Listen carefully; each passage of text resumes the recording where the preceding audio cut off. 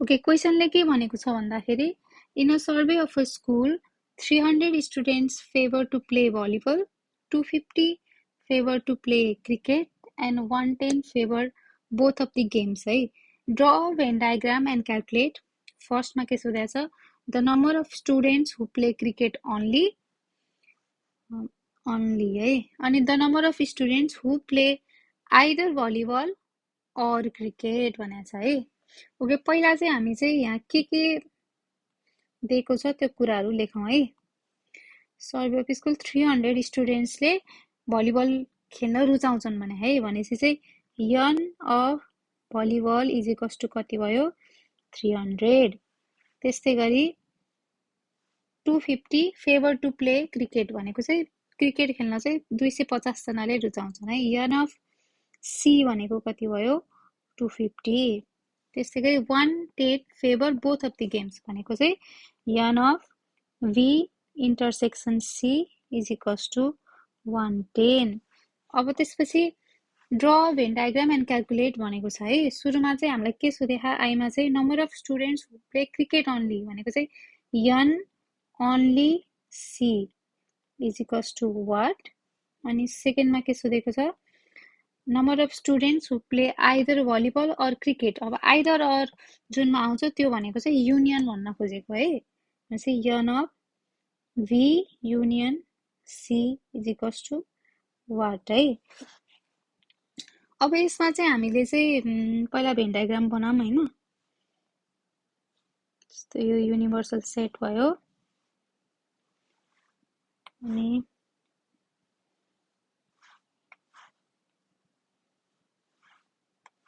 यो भलिबल यो क्रिकेट है। अब भी इन्टरसेक्सन सी भनेको कति देखा 110 भनेपछि चाहिँ 110 चाहिँ इन्टरसेक्सनमा भयो है। अब त्यसपछि यन ओन्ली सी भनेको चाहिँ हामीलाई यो भाग पत्ता लगा भने है। अब यसको फर्मुला के छ, फर्मुला लेख्ने है। यन ओन्ली सी भनेको चाहिँ n of C minus n of V intersection C हो है फर्मुलाको अनुसार। अब जहाँ 250 माइनस 110 इज इक्वल्स टु 140 भयो है। भनेपछि चाहिँ एन ओन्ली सी भनेको चाहिँ 140 रहेछ। अब हामीले यहाँनिर यो एड गर्न पायौँ। अब नेक्स्ट क्वेसन भनेको चाहिँ भी, अब यहीबाट चाहिँ हामीले यन ओन्ली भी पनि निकालौँ है। यन ओन्ली भी भनेको चाहिँ n of V minus n of, अर्कै पेजमा लेखौँ न होइन। ओके, यन ओन्ली भी भनेको चाहिँ n of V minus n of V intersection C हुने भयो है।